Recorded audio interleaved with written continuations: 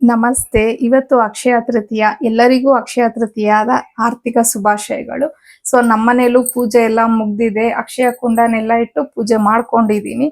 So ಇನ್ನ ಈ ಚಿಕ್ಕದಾಗಿ ನಾನು ಇದ್ರದ್ದು ಕಂಪ್ಲೀಟ್ ಡೀಟೇಲ್ಸ್ ಅನ್ನ ಹಾಕ್ಲಿಕ್ಕಾಗಲ್ಲ. ಯಾಕಂದ್ರೆ 1 ನಿಮಿಷ 2 ನಿಮಿಷದಲ್ಲಿ ನಾನು ಪ್ರತಿಯೊಂದು ಪೂಜೆ ವಿಧಾನಗಳನ್ನ ಹೇಳೋದಕ್ಕೆ ಕಷ್ಟ ಆಗತ್ತೆ.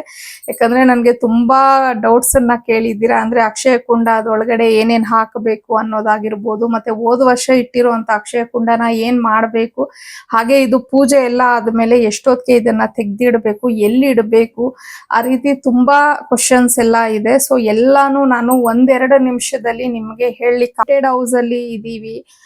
ಸೊ ರೆಂಟೆಡ್ ಹೌಸ್ ಅಲ್ಲಿ ಇದ್ದು ನಾವು ಮನೆ ಶಿಫ್ಟ್ ಮಾಡ್ತಿದ್ರೆ ಅದನ್ನ ಏನ್ ಮಾಡ್ಬೇಕು ಅನ್ನೋದು, ಈ ರೀತಿ ತುಂಬಾ ಕ್ವಶನ್ಸ್ ಇದೆ. ಸೊ ಅದನ್ನ ಎಲ್ಲಾನು ನಾನು ಆಗ್ಲೇ ಹೇಳ್ದಂಗೆ ಚಿಕ್ಕದಾಗಿ ಹೇಳಲಿಕ್ಕೆ ಆಗ್ಲಿಲ್ಲ. ಹಂಗಾಗಿ ಇವತ್ತು ನಾನು ಏನು ಪೂಜೆ ಮಾಡಿದ್ದೀನಿ, ಕಂಪ್ಲೀಟ್ ಅಕ್ಷಯ ತೃತೀಯ ಪೂಜೆ ಬಗ್ಗೆ ಆಗಿರ್ಬೋದು, ಮತ್ತೆ ನೀವು ಕೇಳಿರೋ ಸುಮಾರು ಕ್ವಶನ್ಸ್ ಎಲ್ಲದಕ್ಕೂ ನಾನು ಲಾಂಗ್ ವಿಡಿಯೋದಲ್ಲಿ ಆನ್ಸರ್ ಮಾಡಿದ್ದೀನಿ.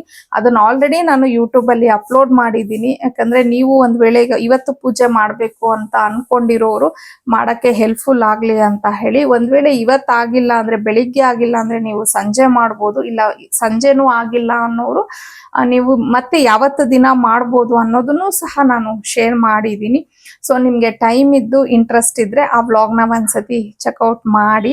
ಅಕ್ಷಯ ತೃತೀಯ ನಿಮ್ಮೆಲ್ಲರ ಜೀವನದಲ್ಲೂ ಆರೋಗ್ಯ, ಆಯುಷ್ಯ, ಅಷ್ಟೈಶ್ವರ್ಯನ ಕೊಟ್ಟು ಆ ಭಗವಂತ ಕಾಪಾಡ್ಲಿ ಅಂತ ಕೇಳ್ತಾ ಮತ್ತೊಂದು ವ್ಲಾಗ್ ಅಲ್ಲಿ ನಿಮ್ಮನ್ನ ಭೇಟಿ ಆಗ್ತೀನಿ. ಅಲ್ಲಿವರೆಗೂ ಬಾಯ್, ಸಿ ಯು.